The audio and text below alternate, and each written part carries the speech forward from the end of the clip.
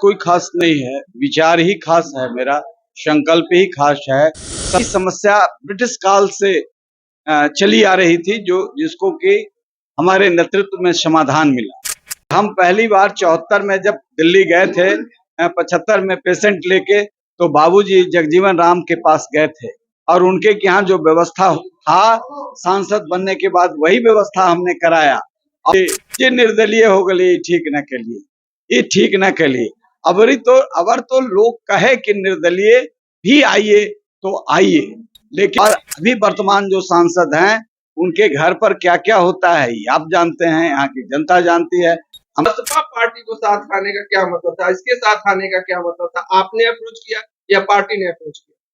इलाज वाला डॉक्टर नहीं हूँ, लेकिन बहुत लोगों को अभी भी मैं सलाह दे देता हूँ और मैं ही इलाज करके भेज देता हूँ, ठीक हो जाते हैं। कई ऐसे मालूम होगा कि जब मैं एमपी था तो बिहार के 6 सुपरिटेंडेंट को मैंने दिल्ली में बैठाया। पहली हाथी का जो चाल है, मस्त चाल, वो हर जगह आनंद प्रदान करेगा। और इसलिए किसी की नाराजगी यदि है भी व्यक्तिगत कारणों से, तो मैंने कहा कि बड़े उद्देश्य के लिए छोटी बातों को भूलना चाहिए। आई पार्लियामेंट में महिला बिल को फाड़ने के लिए, चाहे घोटाला के लिए, तो अरुण कुमार इन चीजों से बहुत अलग है। कभी से महरूम करने के लिए सजा न्यायालय से दिलाया गया, जाली केस कराया गया, लेकिन लोकसभा चुनाव चल रहा है। भारत के साथ ही बिहार में भी 7 चरणों में लोकसभा चुनाव होने हैं, मतदान होना है। जहानाबाद जो सीट है वो अंतिम चरण में है। ऐसे में जहानाबाद को लेकर लोगों में उत्सुकता धीरे धीरे बढ़ती दिख रही है। जहानाबाद में पहले से 2 प्रत्याशी जो दोनों गठबंधन के हैं, वो उम्मीदवार के रूप में पहले से आ चुके हैं, जिला में दौरा भी कर रहे हैं। लेकिन एक और प्रत्याशी अभी अभी यहाँ आए हैं जो बसपा से हैं और यहाँ से पहले भी सांसद रह चुके हैं। चेहरा इनका कोई ऐसा नहीं है कि आप नहीं पहचानते हो, किसी परिचय के मोहताज नहीं है। हम बात कर रहे हैं डॉक्टर अरुण कुमार की, जो जहानाबाद से पूर्व में सांसद रह चुके हैं और अब बसपा के सिंबल पर यहाँ से चुनाव लड़ने आए हैं। इनसे हम बात करने की कोशिश करते हैं सारे मुद्दों पर, उन सारे मुद्दों पर बात करेंगे जिन मुद्दों की समझ आपको होनी चाहिए, जिन मुद्दों को लेकर ये चुनाव मैदान में आते हैं। अरुण कुमार जी, जहानाबाद आज आप आए हैं, क्या कुछ खास है आपके पास? हमारे पास कोई खास नहीं है, विचार ही खास है मेरा, संकल्प ही खास है। सत्य के साथ खड़े होते हैं और विकास उसी का प्राय है, उसी का पर्यायवाची है विकास। यदि सत्य के साथ आप खड़े होंगे तो न्याय के साथ खड़े होंगे, और न्याय विकास का होगा, न्याय सामाजिक व्यवस्था का होगा, न्याय शोषण के खिलाफ लड़ने का होगा। तो ये सारे सवाल व्यक्ति के विचार से जुड़ा हुआ है। और 40 साल से संसदीय जीवन में हूँ। मैंने किसी के साथ जातीय आधार पर, धर्म के आधार पर कोई भेद नहीं किया है। जो काम किया है वह लोगों को दिख रहा है। पटना गया रेल लाइन, यह रेल खंड बीमार था, जिसको कि दोहरीकरण कराया, इलेक्ट्रिफिकेशन कराया, और जहां जहां लोग चेन पुल करते थे वहां वहां हॉल्ट बनवाया। ये सारी समस्या ब्रिटिश काल से चली आ रही थी, जिसको कि हमारे नेतृत्व में समाधान मिला। सिंचाई हमारी दूसरी योजना थी, शिक्षा हमारी तीसरी योजना थी। शिक्षा में जो जितने मॉडल स्कूल बने हुए हैं, पहले जहानाबाद में कोई घूमता था, जो खंडहर होता था वही स्कूल लोग समझ लेते थे। मैं रोकना चाहूंगा, इसमें कोई शक नहीं है। जब पहली बार आप सांसद बने थे तो देश के जो सबसे कर्मठ सांसदों की गिनती होती थी, उसमें एक आपकी भी गिनती होती। आखिर क्या हुआ कि डिटोरिएट हुआ? दूसरी बार जब आप लड़े, उसके बाद फिर तीसरी बार 2019 में लड़े, आपको हार का सामना करना पड़ा। उस चुनाव से इस चुनाव को कैसे अलग देखते हैं, और अरुण कुमार को इसमें क्या अंतर नजर आता है कि उनके पास लोग आएंगे और इस बार उनको विजयी बनाएंगे? ये तो साफ अंतर लोगों को 5 साल में अनुभव हो गया। हम तो किसी को कहने नहीं गए, सांसद हम नहीं भी थे तो हमारे यहाँ जहानाबाद ही नहीं, पूरे बिहार के लोग, एक क्षेत्र में कहीं कोई सांसद भी अपना कोई बीमार आदमी को भेजता था तो अरुण कुमार के यहाँ भेजता था। लेकिन लोगों को कठिनाई थी कि हम पहली बार 74 में जब दिल्ली गए थे, 75 में पेशेंट लेके, तो बाबूजी जगजीवन राम के पास गए थे और उनके यहाँ जो व्यवस्था था, सांसद बनने के बाद वही व्यवस्था हमने कराया। और अभी वर्तमान जो सांसद हैं उनके घर पर क्या क्या होता है ये आप जानते हैं, यहाँ की जनता जानती है।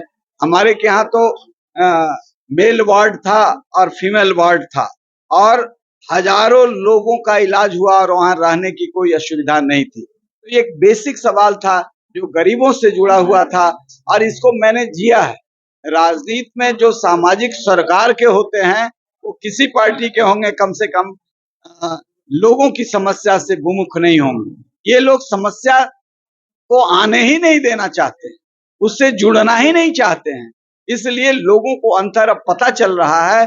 जो पहले कहते थे कि ये निर्दलीय हो गई ठीक न के लिए, ये ठीक न के लिए, अबर तो लोग कहे कि निर्दलीय भी आइए तो आइए, लेकिन हमने एक नेशनल पार्टी का सिंबल लिया है और वही विचारधारा जो मेरे अंदर 40 वर्षों से पल बढ़ रहा था, वही विचारधारा को लेकर के बहन मायावती ने उत्तर प्रदेश में एक प्रयोग किया है। मैं इसे बिहार में भी प्रयोग इसमें कोई शक नहीं कि नेशनल पार्टी के साथ आप हैं, लेकिन जैसा यहाँ के लोगों की जानकारी है या आप भी राजनीतिक के मर्मज्ञ हैं, बसपा का जिले में कुछ बहुत ज्यादा प्रभाव नहीं।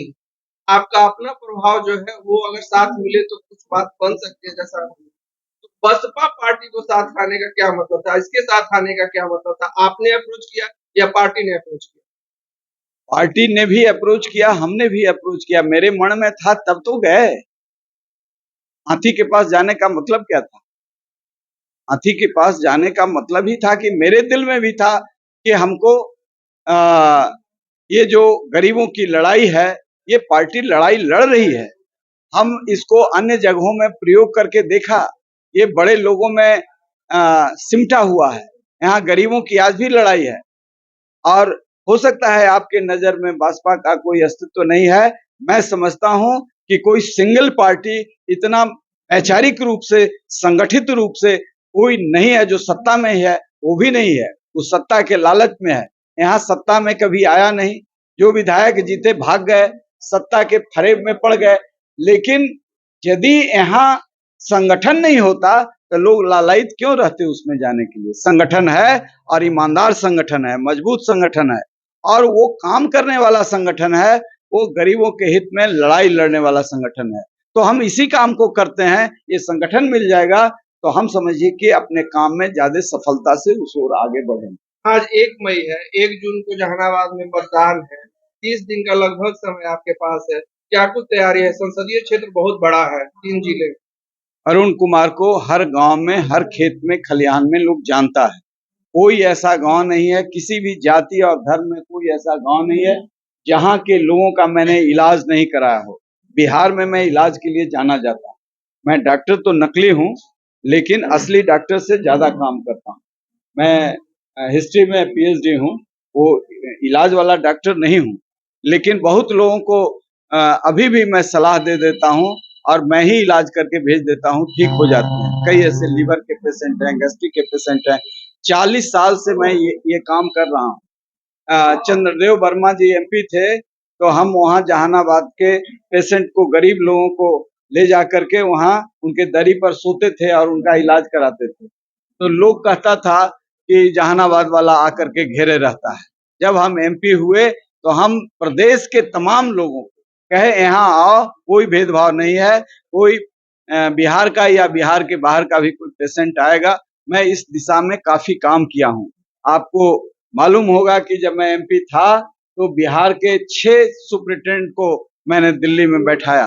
पहली बार आजादी के बाद जगदीश पासवान बगल के ही हैं, उनको सफदरजंग में हमने सुपरिटेंडेंट बनवाया था।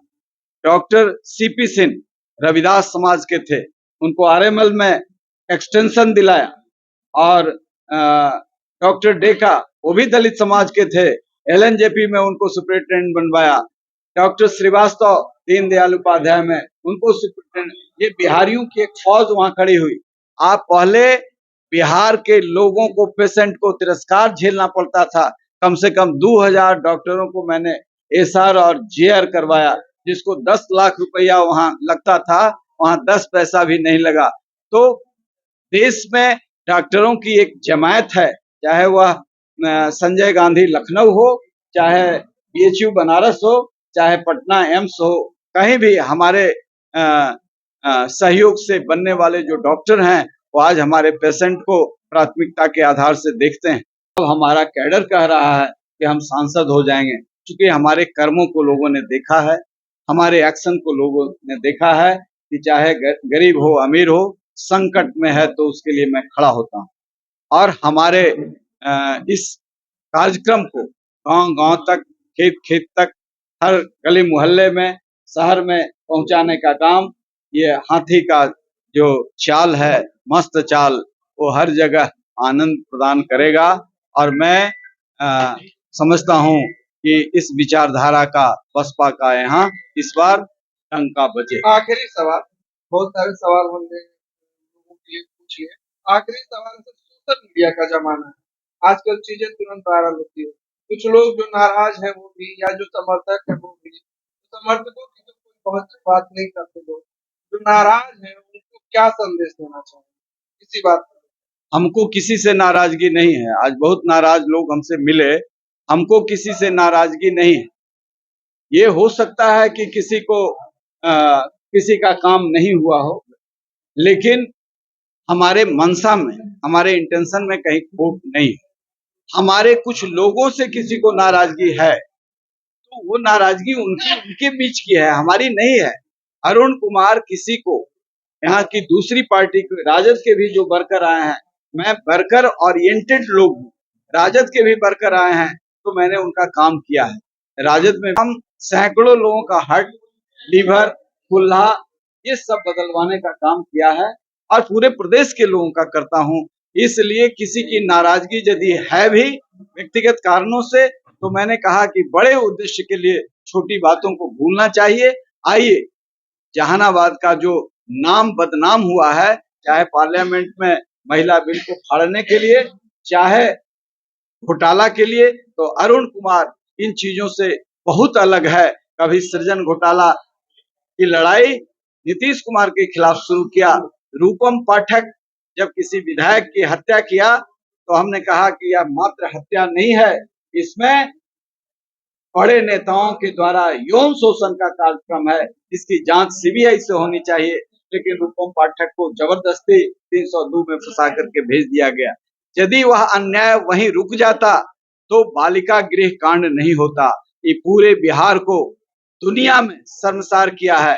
और नीतीश कुमार फिर, चूंकि कुछ प्रकृति की भी रचना होती है, नीतीश कुमार ने जो बयान दिया बिहार विधानमंडल में, यह मजरूल हक का बिहार, यह डॉक्टर राजेंद्र प्रसाद का बिहार, यह स्वामी सहजानंद का बिहार, इस बिहार को, यह बाबू जगजीवन राम का बिहार, ये बिहार कलंकित नहीं होता। और ये बिहार ऐसा कलंकित हुआ है कि पूरी दुनिया उस बयान को, बिहार विधानमंडल जो लोकतंत्र का मंदिर है, जो एक्शन था, जो भाषा था, वह मानसिक दिवालियापन का शिकार ही माना जाएगा। इसलिए ऐसे चीजों से लड़ने के लिए अरुण कुमार कभी भी, इसीलिए हमको चुनाव से महरूम करने के लिए सजा न्यायालय से दिलाया गया, जाली केस कराया गया, लेकिन न्यायपालिका ने भी हमको सम्मान दिया और आज आपके सामने कैंडिडेट के रूप में हूँ। ये बात मैं हर जगह कहता हूँ कि लालू यादव ने हमारे ऊपर कोई केस नहीं कराया, आरोप बहुत लगा लेकिन केस नहीं करवाया। नकली जाली नीतीश कुमार ने 11 केस कराया और किडनैपिंग तक का केस करवाया। हमारे यहाँ रेड हुआ 200 फोर्स का। इसलिए सारे मुसीबतों का सामना मैं करता रहा हूँ और जहानाबाद तथा बिहार में जो हमारे शुभचिंतक हैं उन्हीं के बल पर करता रहा हूँ। और अब तो बसपा जो गरीबों की आवाज है, इसमें बड़ी ताकत है, इसके ताकत पर लड़ रहा हूँ। बिहार में अन्याय के खिलाफ लड़ता रहूं। अरुण कुमार जो कि अभी लोकसभा के लिए बहुजन समाज पार्टी से जहानाबाद से प्रत्याशी हैं। अरुण कुमार के बारे में यहाँ संसदीय क्षेत्र में ऐसा शायद ही कोई आदमी हो जो न जानता हो। अपनी कर्मठता के लिए जाने जाते हैं। हालांकि ये कई पार्टियों से होते हुए अभी बसपा में आए हैं। यहाँ से 2 बार सांसद रह चुके हैं अगर मैं गलत नहीं हूँ। तो 2 बार संसदीय जीवन में इन्होंने जहानाबाद का प्रतिनिधित्व किया है और 1 मई मजदूर दिवस के दिन इन्होंने बहुजन समाज पार्टी के एक प्रत्याशी के रूप में जहानाबाद में अपने कार्यकर्ताओं की बैठक बुलाई, जिसमें भारी संख्या में लोग पहुंचे थे। हमने कोशिश की अरुण कुमार से उनके चुनाव लड़ने के साथ ही अभी तक के जो भी चीजें थी, जो बातें थी, जो लोगों को जाननी चाहिए थी, हमने कोशिश की कि वो सब आप तक पहुंचे। आपको ये बातचीत कैसी लगी जरूर बताइएगा।